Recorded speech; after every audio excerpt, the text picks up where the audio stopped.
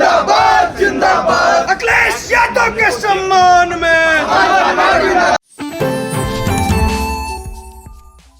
आज बात उत्तर प्रदेश की सियासत में छिड़े एक नए पोस्टर वार की, जहां पोस्टर, फिल्म और राजनीति तीनों एक साथ चर्चा में आ गए हैं।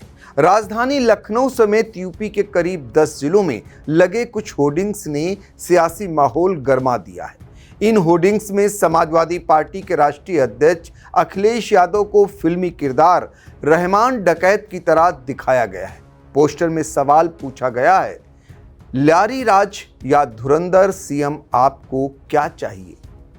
नमस्कार, आप देख रहे हैं आई इंडिया और मैं हूं डॉक्टर पंकज सिंह गौर। इन होर्डिंग्स के सामने आते ही समाजवादी पार्टी के कार्यकर्ता भड़क उठे।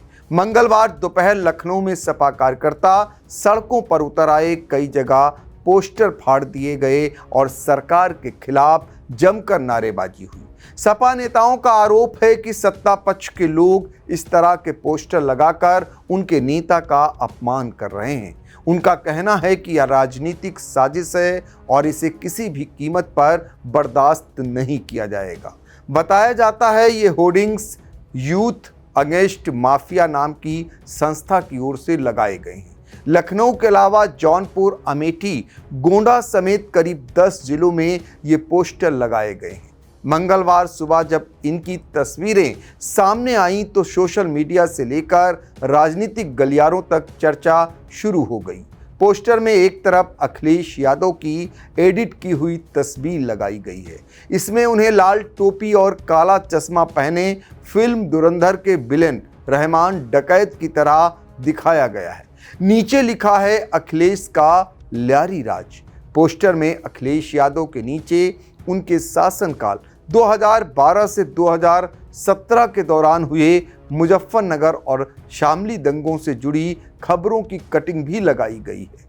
तो दूसरी तरफ पोस्टर के दूसरे हिस्से में उत्तर प्रदेश के मुख्यमंत्री योगी आदित्यनाथ की तस्वीर लगाई गई है, जिसमें वे कन्या पूजन करते दिखाई दे रहे हैं। उनके नीचे माफिया अतीक अहमद और मुख्तार अंसारी पर हुई कार्रवाई से जुड़ी खबरों की कटिंग लगाई गई है।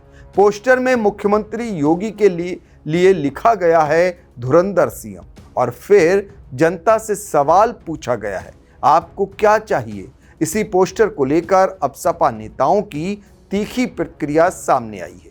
समाजवादी छात्र सभा के राष्ट्रीय सचिव अतुल कुमार शुक्ला ने इसे सस्ती लोकप्रियता पाने की साजिश बताया। उन्होंने कहा कि लोकप्रियता पोस्टर लगाने से नहीं मिलती, बल्कि जनता के बीच काम करने से मिलती है। उनका कहना है कि अखिलेश यादव हमेशा लोगों के दुख दर्द में शामिल रहे हैं। जो लोग खुद को युवाओं को जागरूक करने वाला बता रहे हैं, उन्हें पहले यह बताना चाहिए कि उन्होंने समाज के लिए क्या काम किया है।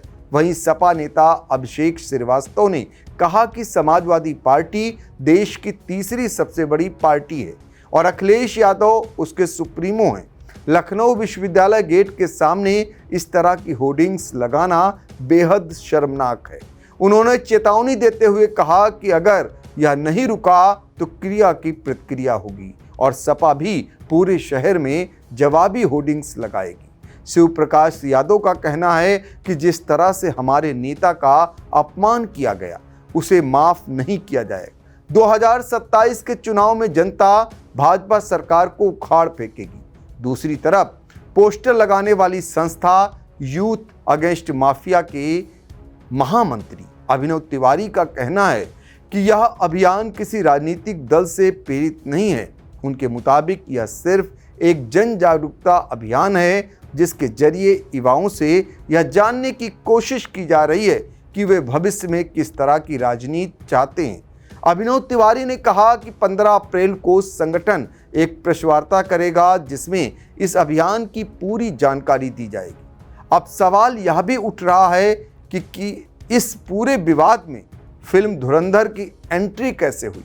दरअसल हाल ही में रिलीज हुई धुरंधर 2 में आतिफ अहमद नाम का एक किरदार दिखाया गया है, जिसे यूपी के माफिया रहे अतीक अहमद से प्रेरित बताया जा रहा है।